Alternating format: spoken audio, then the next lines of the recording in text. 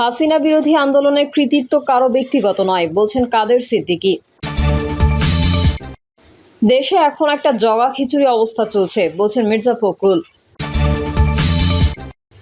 ওবায়দুল কাদেরকে পালাতে সহায়তা করার দাবি সেই যুবদল নেতা আটক। ক্ষমতা পরিবর্তনের ভয় না থাকলে সরকার দানবীয় হয়ে ওঠে, বলছেন আসিফ নজরুল। এবং সর্বশেষ জানাবো, আওয়ামী লীগ নেতাকে ধরতে গেলে পুলিশের ওপর হামলা। এতক্ষণ শুনছিলেন সংবাদ শিরোনাম, এবারে বিস্তারিত। তবে তার আগে অনুরোধ থাকবে আমাদের চ্যানেলটি সাবস্ক্রাইব করে বেল আইকনটি ক্লিক করুন। হাসিনা বিরোধী আন্দোলনের কৃতিত্ব কারো ব্যক্তিগত নয়, বলছেন কাদের সিদ্দিকী। কৃষক শ্রমিক জনতা লীগের প্রতিষ্ঠাতা সভাপতি বঙ্গবীর কাদের সিদ্দিকী বীরুত্তম বলেছেন, হাসিনা বিরোধী আন্দোলনের কৃতিত্ব জনগণের, কারো ব্যক্তিগত নয়। তিনি আরো বলেন, যারা আওয়ামী লীগ সরকারের পতন ঘটিয়েছে বৈষম্য বিরোধী আন্দোলনের মধ্যে দিয়ে আমি তাদের সাধুবাদ, ধন্যবাদ ও অভিনন্দন জানাই।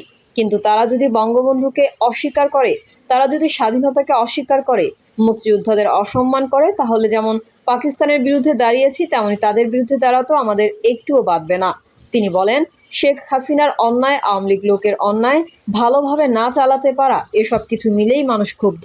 মানুষ বেরিয়ে এসেছে বলেই তাদের বিজয় হয়েছে। হাসিনা বিরোধী আন্দোলনের কৃতিত্ব জনগণের, ব্যক্তিগত কারো নয়। দেশে এখন একটা জগা খিচুড়ি অবস্থা চলছে, বলছেন মির্জা ফখরুল। দেশে এখন একটা জগা খিচুড়ি অবস্থা চলছে বলে মন্তব্য করেছেন বিএনপি মহাসচিব মির্জা ফখরুল ইসলাম আলমগীর। তিনি বলেন, আনুপাতিক নির্বাচন জনগণ বোঝেন না। কিছু কিছু রাজনৈতিক দল পিআর পদ্ধতিতে নির্বাচনের কথা বলছেন, কিন্তু তারাই জানে না পিআর পদ্ধতি কি। এ সময় কয়েকজন ব্যক্তিকে বিদেশ থেকে ভাড়া করে নিয়ে এসে কি দেশ চালানো যায়? মির্জা ফখরুল এমন প্রশ্ন রাখলে সামনে উপস্থিত শ্রোতারা বলেন না। প্রত্যুত্তরে মির্জা ফখরুল বলেন, এটা আমাদের সবাইকে উপলব্ধি করতে হবে। তিনি বলেন, জাতি একটা ক্রান্তিকালের মধ্যে দিয়ে পার হচ্ছে, একটা গণতন্ত্রের উত্তরণের পথে আমরা অপেক্ষা করছি। আওয়ামী লীগ বাংলাদেশের যে ক্ষতিটা করেছে সেটা খুব কম সময়ে পূরণ হওয়ার নয় উল্লেখ করে তিনি বলেন, বিচার বিভাগ, আইন, স্বাস্থ্য খাত সহ সবকিছু নষ্ট করে দিয়েছে তারা। শুধু তাই নয়, তারা দীর্ঘ 15 বছর অত্যাচার, অন্যায়, নির্যাতন করে গণতন্ত্রকামী রাজনৈতিক দলগুলোর স্ট্রাকচার ধ্বংস করেছে। সংস্কারের বিষয়ে তিনি বলেন, বিএনপি চেয়ারপারসন খালেদা জিয়া রাষ্ট্র মেরামতের জন্য 2016 সালে ভিশন 2030 ঘোষণা করেন। এখন টেলিভিশন টকশোতে যে সংস্কারগুলোর কথা হচ্ছে, এই বিষয়গুলো নিয়ে আমাদের নেতা তারেক রহমান 2022 সালের 31 দফা দিয়েছেন। এটা নিয়ে দেশের আমূল রাজনৈতিক ও অর্থনৈতিক পরিবর্তন আনা সম্ভব। তিনি বলেন, সংস্কার সহসাই হয় না, একটা প্রক্রিয়ার মধ্যে দিয়ে হতে হয়। আপনি চাইলেন কালকে পুলিশ ঘুষ নেওয়া বন্ধ করে দেবে, এটা মনে করার কোনো কারণ নেই। তবে এমনভাবে তৈরি করতে হবে যেন পুলিশ ঘুষ না খায়। আমাদের উন্নয়নের পথে আমলাতন্ত্র একটা বড় বাধা। মির্জা ফখরুল বলেন, দেশ পরিচালনার জন্য জনপ্রতিনিধি দরকার। জনগণের প্রতিনিধি নির্বাচন করতে গেলেই বলে বিএনপি শুধু নির্বাচন চায়। নির্বাচন কেন চাই? নির্বাচন না হলে আমি প্রতিনিধি পাবো কোথায় থেকে? পার্লামেন্টে যাবে কি করে? পার্লামেন্টে না গেলে জনগণের শাসনটা প্রতিষ্ঠিত হবে কি করে? বিএনপি মহাসচিব আরও বলেন, সবার আগে আমাদের বড় দরকার সততা। এই সততা ছাড়া বিএনপি কিন্তু জনগণের কাছে দাঁড়াতে পারবে না। আজকাল পত্রপত্রিকায় যে খবর আসে, এই খবরগুলো বিএনপির সঙ্গে যায় না। এই খবরগুলো জিয়াউর রহমানের সঙ্গে যায় না। সুতরাং অবশ্যই বিএনপি যারা করবেন, যারা বিএনপির জিয়াউর রহমানকে অনুসরণ করবেন, তাদের সবার আগে নিজেকে সৎ হতে হবে। ওবায়দুল কাদেরকে পালাতে সহায়তা করার দাবি সেই যুবদল নেতা আটক।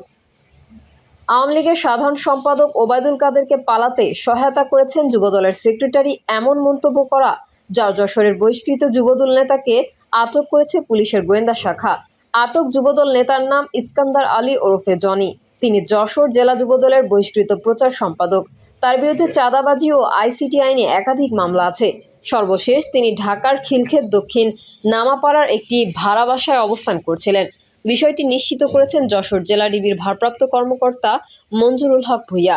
যশোর জেলা পুলিশের মিডিয়া সেল থেকে জানানো হয়েছে, জেলা যুবদলের দপ্তর সম্পাদক কামরুল ইসলামের কাছে 50 লাখ টাকা চাঁদা দাবি করেছিলেন তিনি। এছাড়া জেলা বিএনপি সভাপতি ও অন্যান্য সহযোগী সংগঠনের নেতাদের বিরুদ্ধেও সামাজিক যোগাযোগ মাধ্যমে অপপ্রচার, কুৎসা রটনা ও হুমকি দিয়ে আসছিলেন তিনি। মিডিয়া সেল থেকে আরও জানানো হয়, জনি সামাজিক যোগাযোগ মাধ্যমে লাইভে এসে দাবি করেন, আওয়ামী লীগের সাধারণ সম্পাদক ওবায়দুল কাদের যশোর সেনানিবাসে অবস্থানকালে তাকে ভারতে পালাতে সাহায্য করেন তৎকালীন জেলা যুবদলের সাধারণ সম্পাদক আনসারুল হক। সেনাবাহিনী ও দেশের ভাবমূর্তি ক্ষুণ্ণ করার উদ্দেশ্যে এই ধরনের উদ্দেশ্য প্রণোদিত গুজব ছড়ানোর অভিযোগে যশোর কোতোয়ালি মডেল থানার সাইবার নিরাপত্তা আইনে কয়েকটি মামলা হয় তার বিরুদ্ধে। মামলার পর থেকে জনি আত্মগোপনে ছিলেন এবং সামাজিক যোগাযোগ মাধ্যমের দলের শীর্ষ নেতাদের নিয়ে বিরূপ মন্তব্য করে যাচ্ছিলেন। শুক্রবার রাতে তথ্য প্রযুক্তির সহায়তায় যশোর ডিবির একটি দল অভিযান চালিয়ে তাকে আটক করে। আজ শনিবার সকালে জনিকে আদালতে পাঠানোর কথা জানিয়েছে পুলিশ। দলীয় সূত্রে জানা গেছে, ইস্কান্দার আলী যুবদলের পদে থাকাকালে দলের শীর্ষ নেতাদের নিয়ে সামাজিক যোগাযোগ মাধ্যমে বিরূপ মন্তব্য করতেন। দলীয় শৃঙ্খলা ভঙ্গের অভিযোগে তাকে বহিষ্কার করা হয়।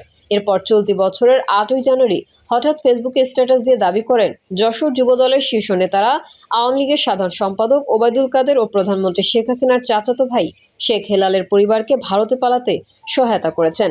পরে ফেসবুক লাইভে এসে এই দাবি পুনরায় করেন তিনি। তার এই বক্তব্যে তোলপাড় সৃষ্টি হয়। তবে সে সময় যশোর জেলা বিএনপি ও যুবদলের শীর্ষ নেতারা ইস্কান্দার আলীর বক্তব্যকে ভিত্তিহীন বলে মনে করেন।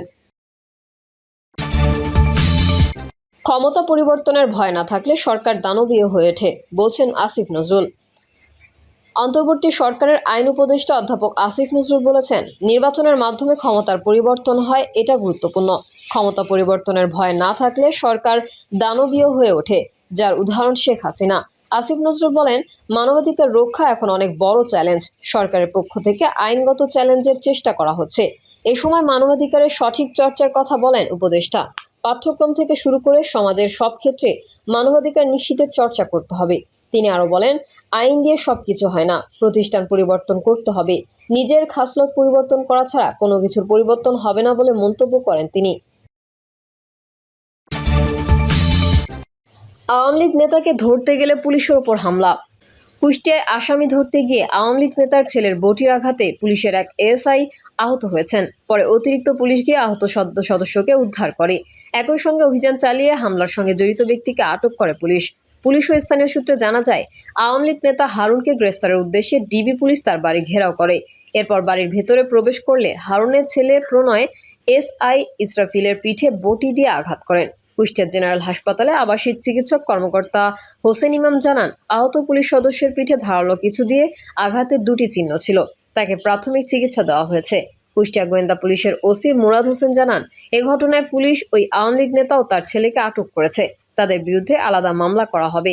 আহত ইসরাফিল হোসেন গোয়েন্দা পুলিশের এক উপপরিদর্শক। তাকে 250 শয্যা বিশিষ্ট কুষ্টিয়া জেনারেল হাসপাতালে চিকিৎসা দেওয়া হয়েছে। প্রিয় দর্শক, এই ছিল এখনকার সর্বশেষ সংবাদ। আপডেট সহ সংবাদ পেতে চ্যানেলটি সাবস্ক্রাইব করে বেল আইকনটি ক্লিক করুন। কমেন্টে আপনার মতামত জানিয়ে আমাদের সাথেই থাকুন। ধন্যবাদ সবাইকে। আল্লাহ হাফেজ।